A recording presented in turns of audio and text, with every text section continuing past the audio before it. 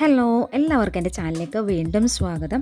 അപ്പോൾ ഇന്ന് ഞാൻ വന്നേക്കുന്നത് ഒരു സ്പെഷ്യൽ ആയിട്ടുള്ള ഒരു നാരങ്ങ വെള്ളത്തിൻ്റെ റെസിപ്പി ആയിട്ടാണ്. നമ്മുടെ വീട്ടിൽ ഗസ്റ്റൊക്കെ വരുമ്പോൾ നമുക്ക് വെറൈറ്റി ആയിട്ട് ചെയ്യാൻ പറ്റിയ ഒരു നാരങ്ങ വെള്ളമാണ് കേട്ടോ. അപ്പോൾ ഇതെങ്ങനെയാണെന്ന് നമുക്ക് നോക്കാം. ഇതുപോലെയുള്ള റെസിപ്പികളൊക്കെ ലഭിക്കാനായിട്ട് ചാനലൊന്ന് ഫോളോ ചെയ്യുക.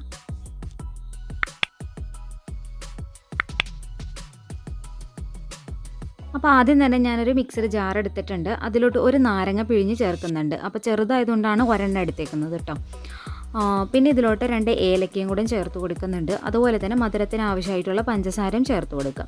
ഇതിൽ ഞാൻ സ്പെഷ്യലായിട്ട് ചേർക്കുന്ന ഒരു ഇൻഗ്രീഡിയൻ്റ് എന്ന് പറയുന്നത് മാംഗോ, പഴുത്ത മാങ്ങയാണ് കേട്ടോ. അപ്പോൾ അത് നമ്മൾ ഒരുപാട് ചേർക്കേണ്ട, ഫ്ലേവറിന് വേണ്ടി മാത്രം ചേർത്ത് കൊടുത്താൽ മതി. ഒരു 2-3 ടേബിൾ സ്പൂണോളം ഞാൻ ചെറുതായിട്ട് കട്ട് ചെയ്ത് ചേർത്ത് കൊടുക്കുന്നുണ്ട്. എന്നിട്ട് നമുക്ക് ആ ഒരു മാങ്ങ അരഞ്ഞ് കിട്ടാനായിട്ട് വളരെ കുറച്ച് വെള്ളം ചേർത്ത് കൊടുത്തിട്ട് ഒന്ന് അരച്ചെടുക്കാം.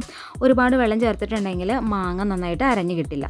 അപ്പോൾ ഞാൻ ഇവിടെ നന്നായിട്ട് അരച്ചെടുത്തിട്ടുണ്ട്. ഇനി നമ്മൾ ഇതിലോട്ട് നമുക്ക് ബാക്കി എത്ര വെള്ളമാണോ വേണ്ടത് അത്രയും കൂടി ഒഴിച്ചു കൊടുത്തിട്ട് ഒന്നുകൂടി മിക്സ് ചെയ്തെടുക്കാം.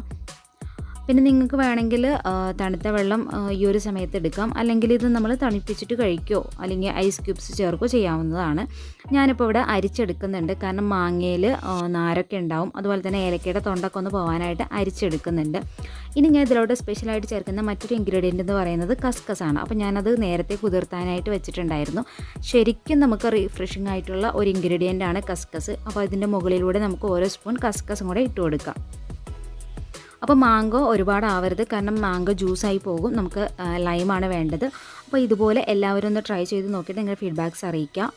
അപ്പോൾ നമുക്ക് അടുത്ത വീഡിയോയിൽ കാണാം. അതുവരെ ഓക്കെ, ബൈ, താങ്ക് യു.